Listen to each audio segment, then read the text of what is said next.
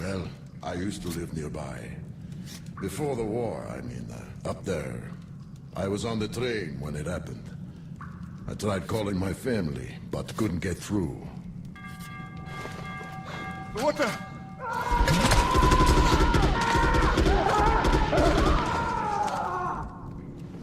What happened? Shit!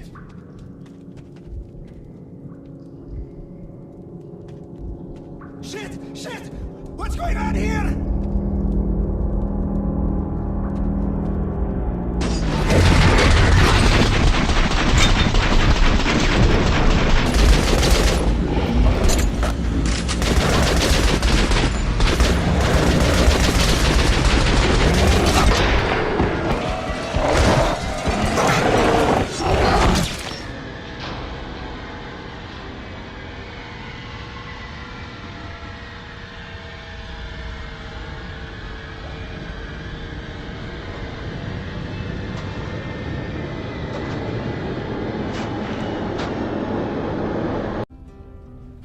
We have had many post-apocalyptic games in the past, like Fallout, Gears of War, Darksiders, and of course Metro 2033. However, Metro Last Light now returns to the post-apocalyptic world, and without a doubt is a must-own title for those that love this type of setting for a video game, where surviving by any means necessary is the key. The game takes place in post-apocalyptic Russia following the events of the first game. You return as Atium, hunting down a mystic figure in the search for the truth. A truth that leads you through factions such as communist Reds and even Nazis who are prepared to kill people because their cranium isn't the right shape. Wipe the freaks and genetically impure from the face of the earth!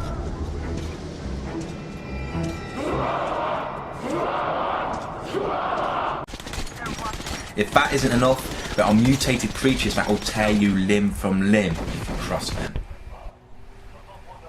The campaign is paced wonderfully and keeps things interesting as you go from place to place in the Metro.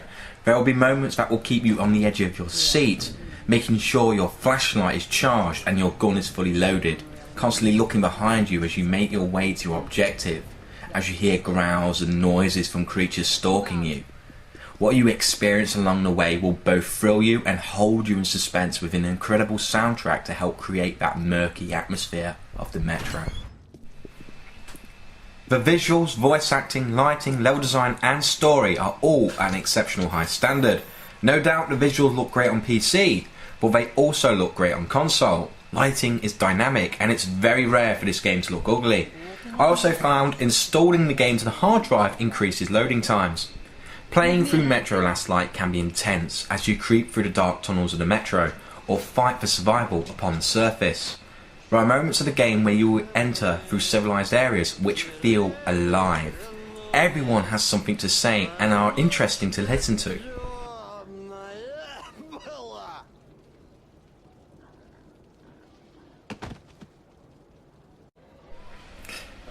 It is these moments in the game that look incredible and set up such a strong atmosphere for the rest of the game.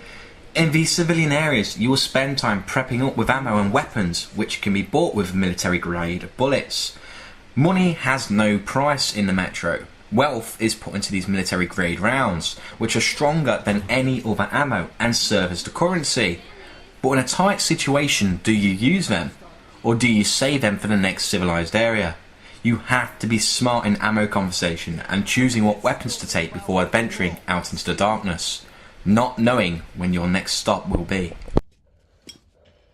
Upon the surface, you have to make sure you have a gas mask equipped and plenty of air filters, else you will end up with the rest of the rotting corpses decaying in nuclear fallout. It really hits home what life could be like if things went to hell. Wasn't meant to be.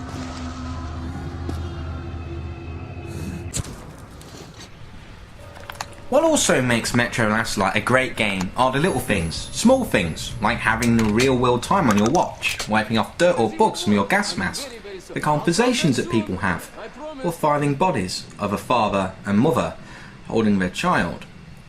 The game is full of powerful visuals and some emotional moments, but it's not all dark and murky. There's some craziness here as well. Especially the part where you end up having a private lap dance. It does feel out of place and isn't exactly necessary, but then again it's not forced upon you. You can choose to do that if you wish. Remember, if you Metro Last Light isn't an open world game, it is linear, but it does give you the freedom to do what you want, such as exploring certain areas for more ammo or hidden files. On the surface, this can be seriously risky, as 1 foot wrong, you'll find yourself being hunted.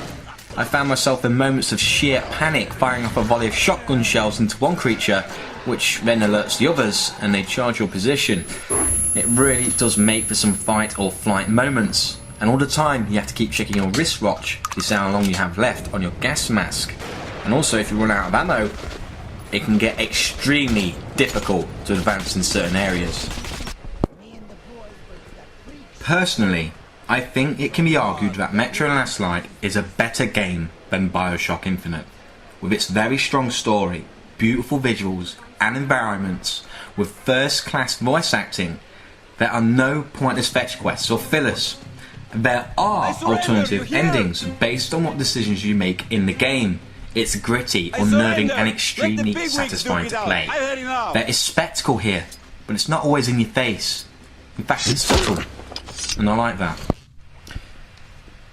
Most complaints I've heard are people saying that their enemy AI is terrible. However, this is notable on easy to medium difficulty, but crank up to hard or even ranger mode and things get brutal. You will have to play stealthily, sneaking up on unsuspecting enemies and dealing with them before vanishing back into the darkness. Also, the pre-order Ranger Pack can be obtained without pre-ordering. I got my copy from a local supermarket and it was included with the game, but you may have to pay extra if you buy it pre-owned. There are a few things I would like to see in the future though. In Last Light, darkness almost makes the game too easy, as enemies can't see you unless they shine their flashlight on you. To combat this, a sanity meter would have worked well here, where staying in the dark could be hazardous, where you could start to hallucinate things, making the game a lot more interesting.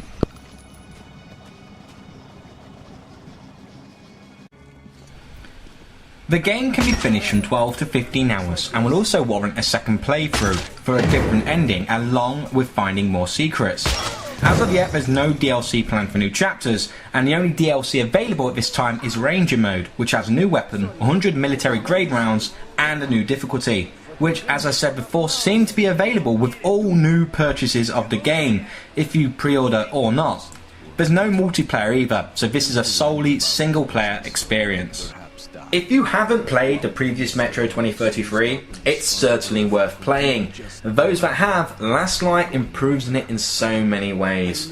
These games aren't like all other run-of-the-mill FPS games. It tries something different in such a cluttered category. I highly recommend these games. They should be in your collection. It really is a triumph as a first-person survival horror. As always, I am SharnOfTheDEAD, and thanks for watching. What the hell was that? Shit! We're losing power! Ninjas are dead! Tower! Flight 767... Mayday! Mayday! Ask them! Shit! The tower's gone! Tola! We're going down! Speed! What's the matter now? I can't get anything! Oh my god!